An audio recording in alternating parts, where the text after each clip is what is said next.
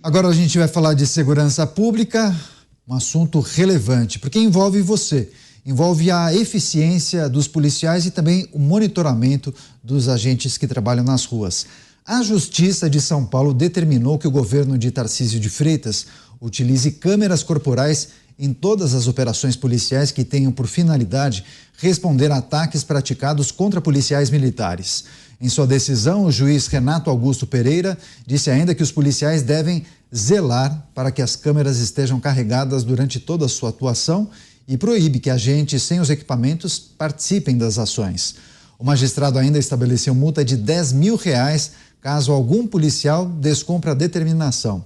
É importante destacar que na semana passada um outro juiz, Josué Vilela Pimentel, já tinha determinado que o governo paulista instalasse câmeras no uniforme de todos os policiais militares do estado em um prazo de 90 dias. Eu vou começar essa rodada com o Roberto Mota, que sempre contribui muito com o debate quando o assunto é segurança pública. Mota, como avalia essa determinação da Justiça Paulista obrigando câmeras nas fardas dos policiais durante operações que envolvam, inclusive, ataques a policiais? Por que essa questão se tornou crucial nesse momento, hein, Mota? O meu palpite é porque faz parte de uma agenda ideológica, de dificultar o trabalho da polícia, partindo do pressuposto completamente equivocado que a causa da crise de criminalidade, percebam, esse é o que a gente vive, crise de criminalidade. Violência é a palavra errada. Partindo do pressuposto que a causa da crise que a gente vive é culpa da polícia, porque a polícia é muito violenta. Qualquer brasileiro com um pouco mais de serenidade, sobriedade, vê que isso não corresponde à nossa realidade. Eu poderia dizer que eu apoio esta medida, vamos colocar câmeras em todos os policiais. Se a gente também colocasse câmeras em todas as outras instituições que fazem parte do sistema de justiça criminal. Não são só os policiais que lidam com criminosos, certo? Mas eu prefiro dizer o seguinte, eu não vejo qualquer benefício nem para a população, nem para o policial no uso de câmeras. E aí cabe a gente pensar, então, quem se beneficia com isso. A câmera é um trambolho desconfortável que atrapalha o trabalho do policial. As imagens dessas câmeras, se vazarem, e a gente está vendo que tudo no Brasil vaza, vão ser usadas para identificar os policiais que participaram de operações que podem ser alvos de represárias de criminosos. É óbvio isso. As imagens dessas câmeras também podem revelar táticas, estratégias usadas pela polícia quando enfrentam o narcotráfico nessas comunidades. E aí o que acontece? O narcotráfico vai ficar mais preparado do que ele já está para resistir à polícia. Thomas Sowell, o grande economista americano, já explicou isso. O policial, numa ação, ele tem 3, 4 segundos para decidir que ação que ele vai tomar. Se ele atira, se ele não atira.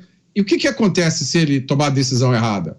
Ele pode ser morto, ou ele pode ser preso e ter a sua reputação destruída.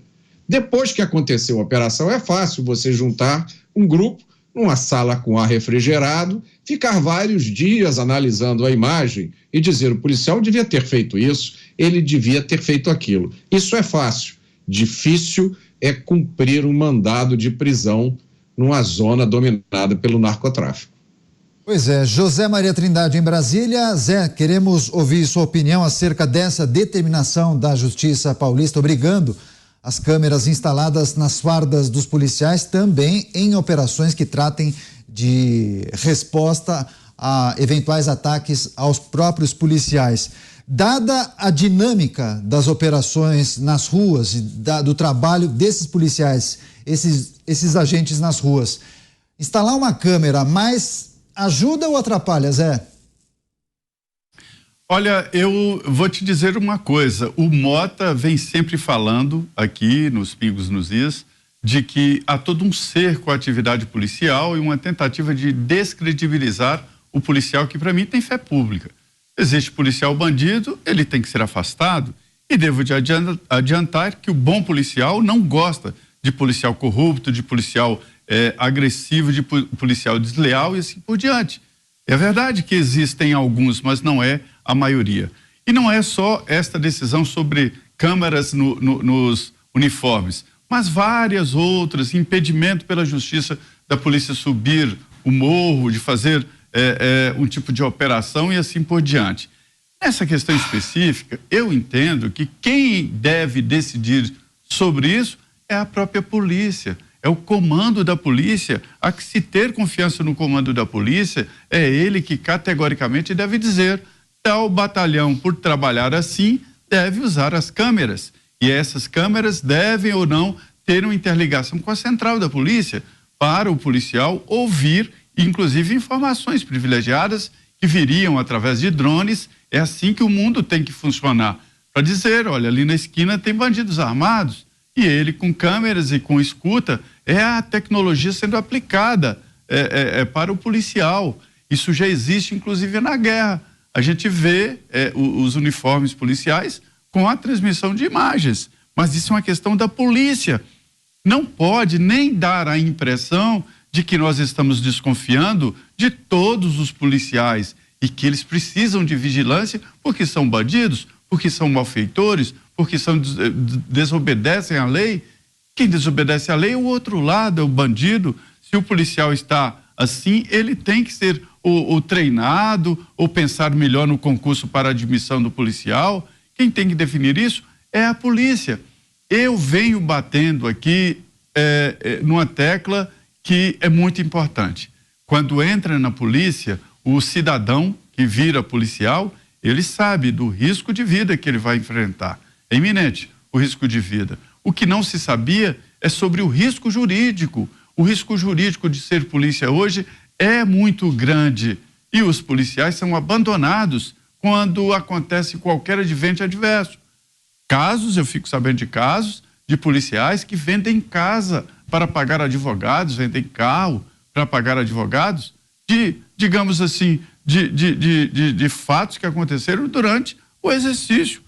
A polícia tem que defender a polícia e expulsar os maus policiais.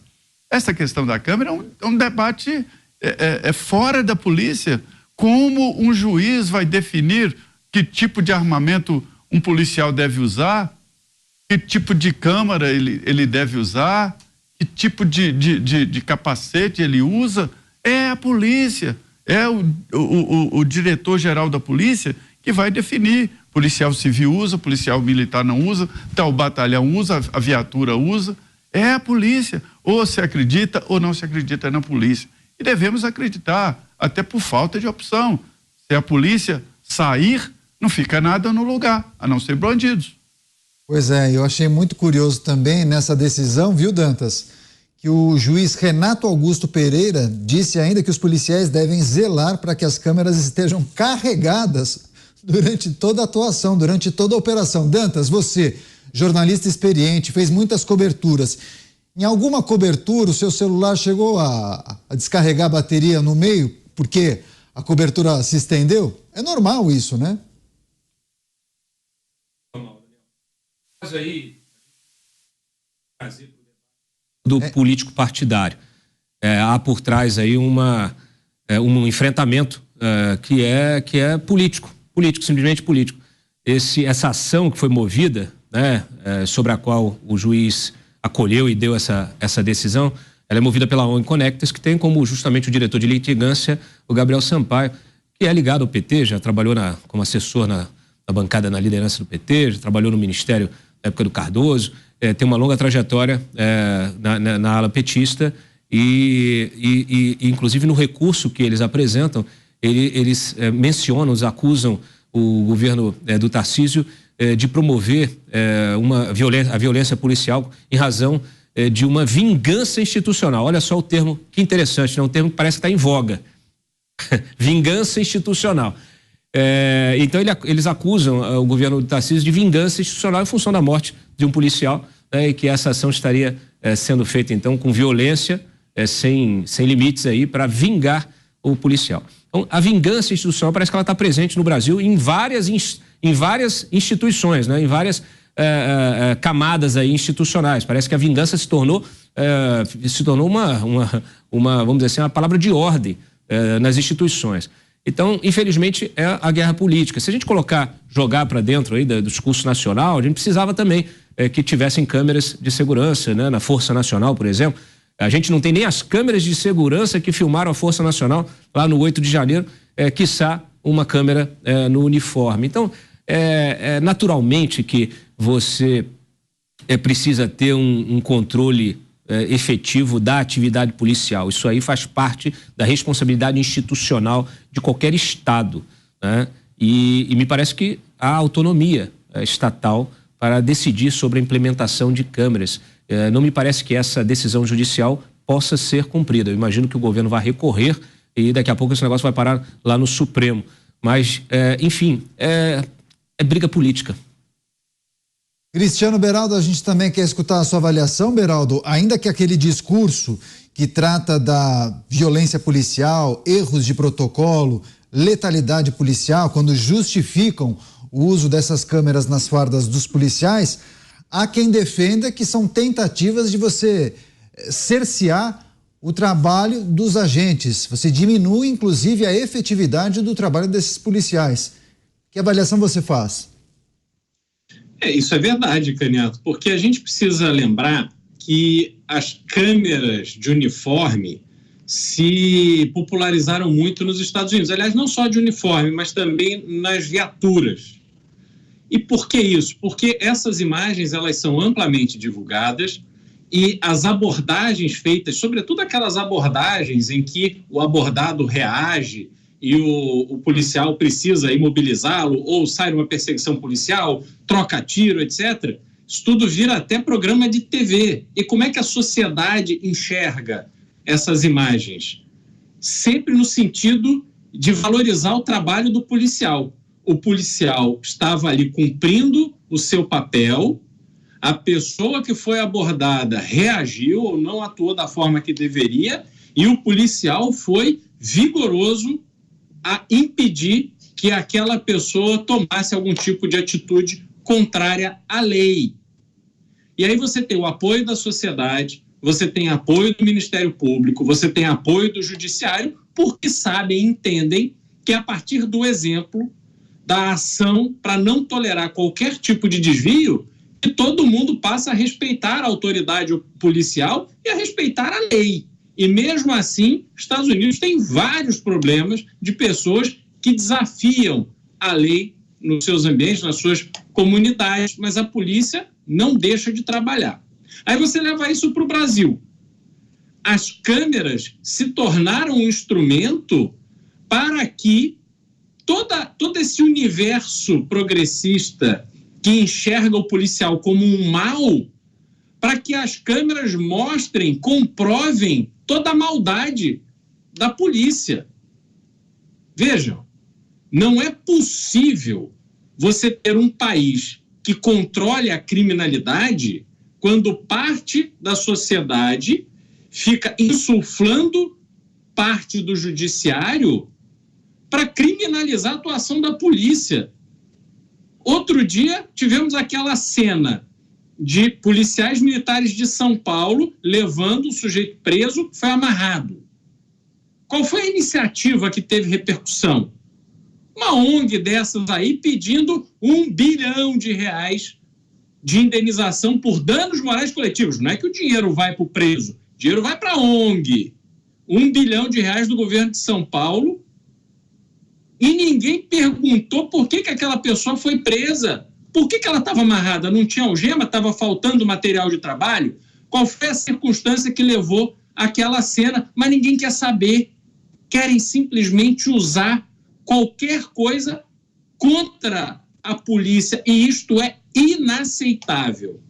Esta obrigação hoje no Brasil, quando se alimenta essa confusão em relação ao papel da polícia, só vai servir para facilitar a vida da vagabundagem. Porque eles sabem que um policial com câmera nada fará se eles reagirem. Porque esses policiais, e o Zé Maria tratou disso, A polícia não oferece advogado, não paga pela defesa dos policiais, não há orçamento para isso.